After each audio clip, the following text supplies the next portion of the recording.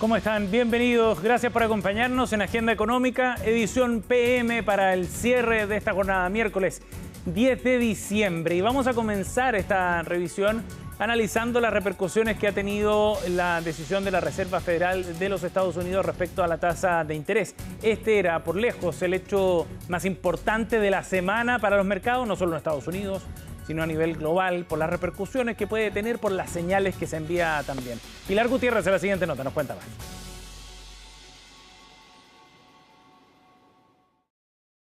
En línea con lo esperado, la Reserva Federal de Estados Unidos recortó la tasa de interés, dejándola en el rango de 3,5 a 3,75%. El mercado ya descontaba la baja y estaba atento sobre todo al mensaje del presidente de la Fed sobre los movimientos hacia adelante. Las condiciones del mercado laboral parecen estar enfriándose gradualmente y la inflación se mantiene algo elevada.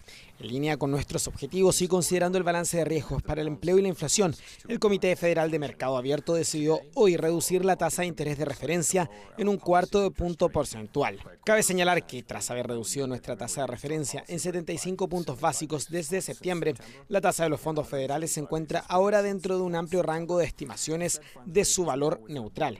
Y estamos bien posicionados para esperar y observar la evolución de la economía. Se trata del tercer recorte consecutivo que realiza el ente emisor de Estados Unidos. Antes de las disminuciones en septiembre y octubre, la tasa se había mantenido igual durante todo el año, en parte para esperar y ver qué efectos generaban los aranceles de Donald Trump sobre la inflación. Sin embargo, el debilitamiento del empleo generó presión para retomar las bajas. Lo más relevante fueron las proyecciones. El nuevo dot plot muestra que la Fed espera tasas más bajas, pero de manera gradual. 3,4% para 2026 y 3,1% para 2027.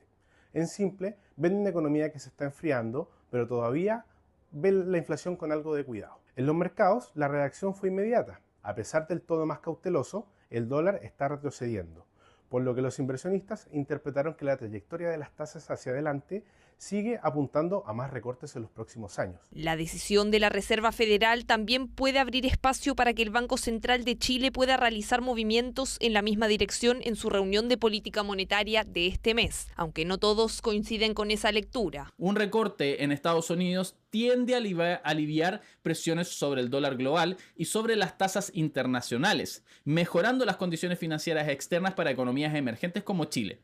Eso abre espacio para que el Banco Central de Chile pueda seguir recortando, pero con prudencia.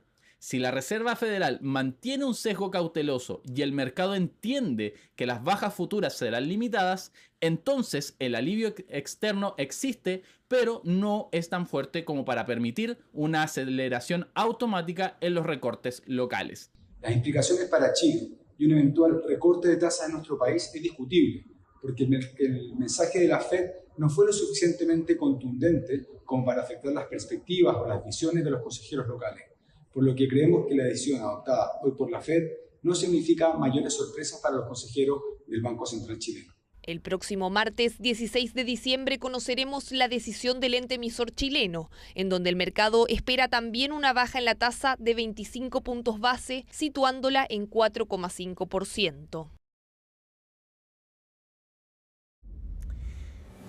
Bien, nos vamos a ir ahora a información local después de haber revisado lo que ocurrió con la Reserva Federal de Estados Unidos. Veamos qué es lo que está viendo el mercado acá en Chile para algunos indicadores bien importantes en materia inflacionaria, lo que tiene que ver con la tasa de interés. Todo esto lo recoge el Banco Central en la encuesta de expectativas económicas y nosotros desplegamos aquí en pantalla algunos de los resultados más relevantes respecto a la tasa de interés de referencia. ¿Qué es lo que está viendo el mercado? Que habrá en la reunión de diciembre un recorte de la tasa de interés de 0,25 puntos. Eso es lo que está adelantando y apuesta entonces por el recorte de la tasa de referencia. Una señal bien importante la había dado el mercado también ya después del dato de IPC. El último antecedente que llevó a la inflación acumulada a 12 meses a un 3,4%, evidentemente le daba más margen al Banco Central para que recortara la tasa, dado que la inflación parece bastante encaminada ya a esos niveles más neutrales.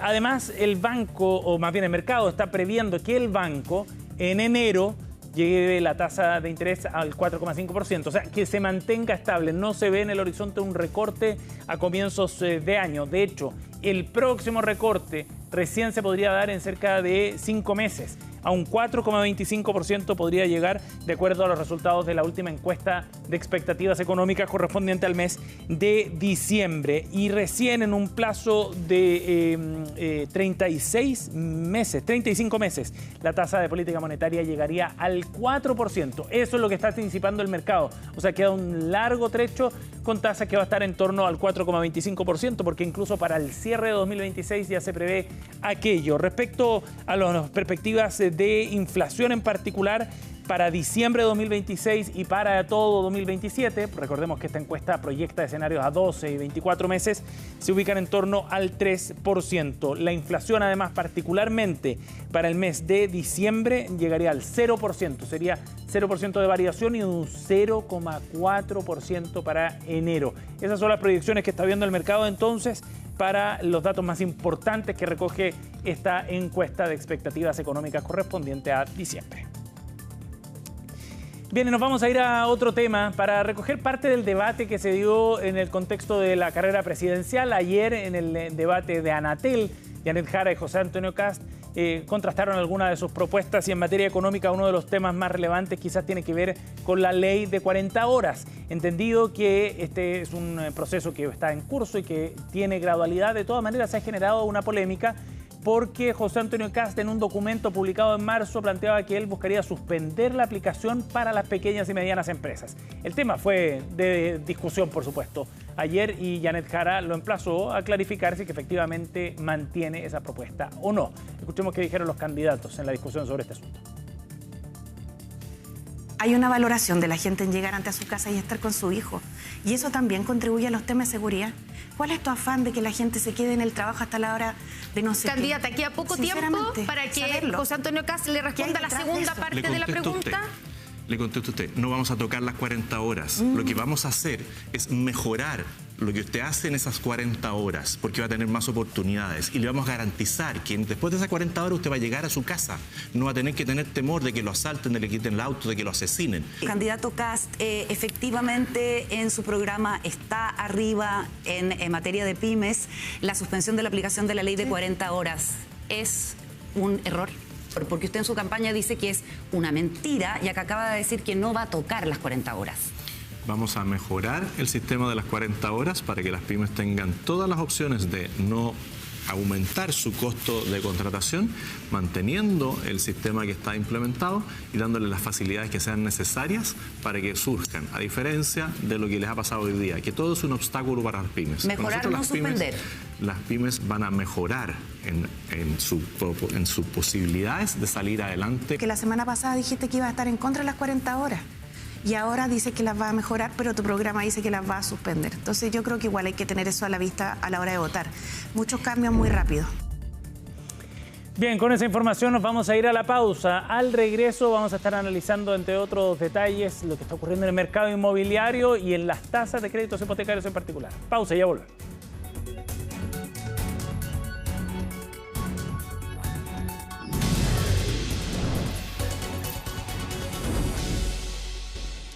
Ya estamos de vuelta y, como les contábamos antes de ir a la pausa, vamos a profundizar en la entrevista de hoy en lo que está ocurriendo en el mercado inmobiliario en particular, a partir de un antecedente bien relevante respecto al promedio de las tasas de interés en nuestro país, que está llegando a sus niveles más bajos en 4 años. Vamos a conversar de este tema junto a Fabián García, director general de TINSA Chile. ¿Cómo está, Fabián? Bienvenido.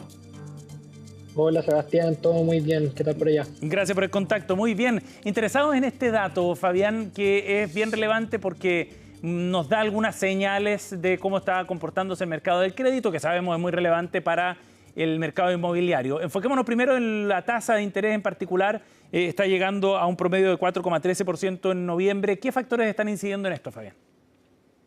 Sí. A ver, para entender un poco por qué la tasa de interés de los créditos hipotecarios en general, sin haber aplicado los subsidios actuales, ha ido bajando mes a mes, guarda relación principalmente con el mercado de capitales en el cual están actuando los bancos hoy día. De acuerdo a algunos datos que nosotros tenemos, por ejemplo, hace un año las tasas de interés de fondos de largo plazo a las cuales están accediendo a los bancos para poder prestar los créditos hipotecarios estaba en torno a los 3,9%. Sin embargo, hoy día en diciembre las tasas de interés con las cuales los bancos adquieren estos fondos para poder generar los créditos hipotecarios están en cerca de 3,2, 3,1, tasas de ese tipo. Eso quiere decir que en rigor el mercado de capitales de largo plazo, desde donde salen estos fondos, hoy día ha generado bastantes más puertas para que los bancos puedan generar préstamos de largo plazo con tasas más bajas que las que nosotros veíamos por lo menos hasta hace un año, o incluso si las comparamos con hasta hace 4 meses, en junio, donde los bancos estaban obteniendo tasas de largo plazo cercanos al 3,7% para crédito a 30 años. Ajá. Entonces, claro, el escenario actual hoy día es bastante más bueno. Fabián, en ese sentido, o sea, tú estás apuntando a un tema que es bien relevante porque sería un factor más estructural y de largo plazo, por ende, que permitiría sostener estos niveles por más tiempo. Exacto. Lo que es muy positivo de esto es que, por eso partía por el tema del margen del subsidio, sí. Es que como estos son temas que se han construido de manera mucho más estructural, permiten hacer una proyección que es mucho más sólida respecto del escenario de los créditos hipotecarios de aquí por lo menos al próximo y al año subsiguiente. En ese sentido también, otra de las componentes interesantes de la tasa de los créditos hipotecarios está en que por sobre estas tasas que obtienen los bancos, ellos ponen también la BCU, que son la tasa de los bonos del Tesoro del Estado, que son tasas libres de riesgo, y por sobre eso las tasas de riesgo país. Y algo que también ha cambiado drásticamente respecto al año pasado es el riesgo que se percibe detrás de la economía en Chile, dado que los datos de este año, por lo menos de los 3 grandes factores, hay 2 que han sido muy importantes para el desarrollo de la economía del país. Uno de los primeros, efectivamente, es que el cobre ha logrado valores récord en los mercados internacionales. Sí. Y también, por otro lado, las bolsas récord en los últimos meses, y por ahí el único que podría trastabillar es el mercado del trabajo en Chile, dado que las últimas políticas de esto ha mostrado, de acuerdo al último IPOM, algunos riesgos relacionados con el entorno en el trabajo en Chile. Pero algo que no se menciona en el IPOM es que gran parte de los países, por lo menos los OCDE, que han implementado cosas relacionadas con, por ejemplo, leyes similares a las 40 horas o aumento en el salario mínimo, han recuperado en el mediano plazo la productividad per cápita. Claro. Oye, bien interesante el desglose que hace de todos los elementos que componen la tasa.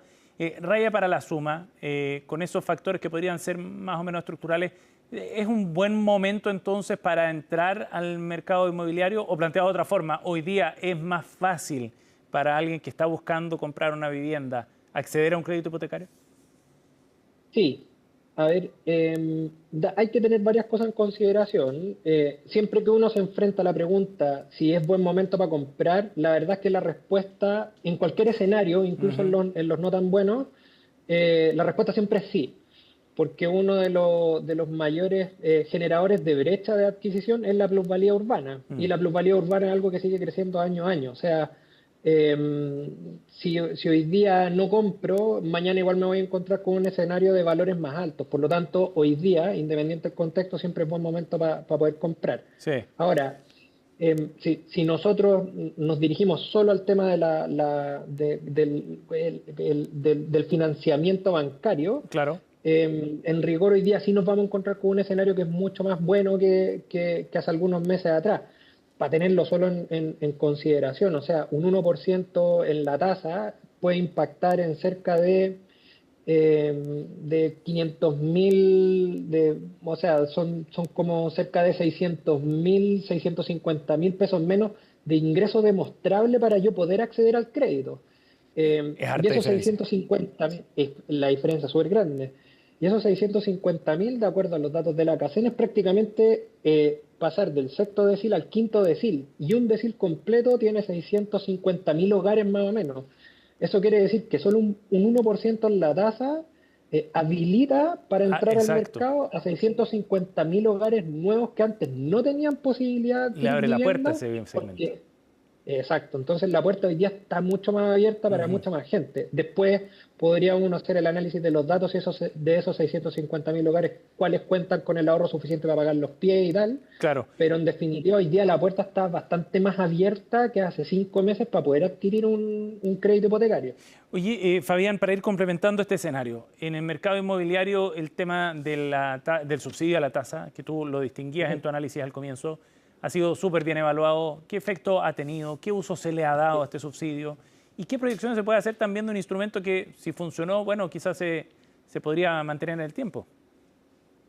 A ver, sí, el subsidio a la tasa en realidad ha generado un impacto que es muy, muy, muy bueno. Principalmente, bueno, por el tema que comentábamos hace un ratito, y es que esto ha ayudado a aperturar aún más el mercado de los créditos hipotecarios a la gente. En ese sentido también hacia donde apuntaba súper atingente, porque el subsidio está apuntado a viviendas nuevas de menos de 4.000 UF, que para tenerlo en consideración es cerca del 65% del mercado inmobiliario nuevo en Chile. Claro. Por lo tanto está apuntado a la fracción más alta, y de esos también año a año, dada la baja producción de proyectos nuevos por la baja venta, la cantidad de unidades con entrega inmediata, que es a donde está apuntado esto, porque la entrega inmediata genera un crédito hipotecario en el mismo momento que la persona va con la intención de compra. Sí. En definitiva, esto ha ayudado a generar una rebaja en el stock que es bastante grande. Hay que tener en consideración que debajo de las 4.000 UF, la vivienda nueva con entrega inmediata, la venta subió casi un 8% respecto del trimestre anterior. O sea, el tercer trimestre se pegó una subida que es bien grande en términos de venta. Ha tenido un efecto bien concreto. También, un efecto súper concreto, porque además es una medida que está apuntada a un mercado súper concreto también. Entonces, es bien coherente el efecto que ha tenido esto. Lo más probable también es que se vayan a generar proyectos nuevos, lo que va a afectar al empleo de manera muy, muy buena. Se van a generar iniciativas nuevas. En rigor, la circulación macroeconómica es positiva por todos lados. Y sumando estos dos factores entonces, Fabián, por un lado la evolución que ha tenido la tasa hipotecaria, el financiamiento, la facilidad de esta puerta abierta, como decíamos, que ha ido sumando más gente, más un subsidio, ¿esto podría tener proyecciones entonces interesantes para el desarrollo del mercado inmobiliario, algo más sostenido y prolongado en el tiempo? Exacto. A ver, de momento no han habido luces de que el subsidio se vaya a extender en el tiempo. Se estaba evaluando, decían algunos candidatos. Sí, o sea, es muy probable que esto quede en carpeta, porque hasta el momento, por lo menos, de los subsidios, o sea, de las solicitudes calificables para subsidio, sí, se ha calculado que las solicitudes calificables son cerca del 85% del fondo que estaba destinado a este plan. Imagínate, o sea, en apenas 6 meses ya el 80% de esto estaba prácticamente agotado, y el subsidio tiene vigencia hasta mayo del 2027. Y en ese sentido, claro, se agotó mucho más rápido de lo que se había hecho en el plan original. Ahora, el beneficio ha sido tan grande y el acceso a la vivienda se ha acercado tanto a las personas que también es muy probable que siga en discusión la extensión de esto hacia el futuro. Y esto es súper bueno para los bancos, porque en definitiva, al margen de que le permita a la gente acceder a tasas mucho más acordes a lo que andan buscando en términos en el mercado, esto también le ayuda a los bancos a que en sus provisiones anuales se desprovisionen cosas porque vienen garantizadas por el Estado, ¿cierto? En ese sentido también se habrán más fondos para poder prestar a largo plazo, por lo tanto generen tasas incluso más bajas que las que estamos viendo hoy día, que son del 4,3 en promedio. Bien. Ahora, si al término del subsidio nos encontramos con un mercado donde las tasas regulares de todas maneras van a estar en 3,7, 3,6, estamos diciendo que incluso el efecto secundario de la aplicación del subsidio va a ser súper bueno, o va a dejar muy buen aire hacia el futuro para que el mercado inmobiliario siga creciendo, los hipotecarios se vayan reactivando sin la necesidad de ejercer un subsidio. Perfecto. Fabián García ha estado con nosotros, director general de TINSA Chile, aquí en Agenda Económica PM. Fabián, gracias por la conversación y el análisis. Vale, Sebastián, muchas gracias a ustedes por habernos invitado. Chao. Chao. De esta forma cerramos Agenda Económica PM. Muchas gracias por acompañarnos. Quédense con nosotros. Comienza la revisión de las noticias del día en CNN Prime.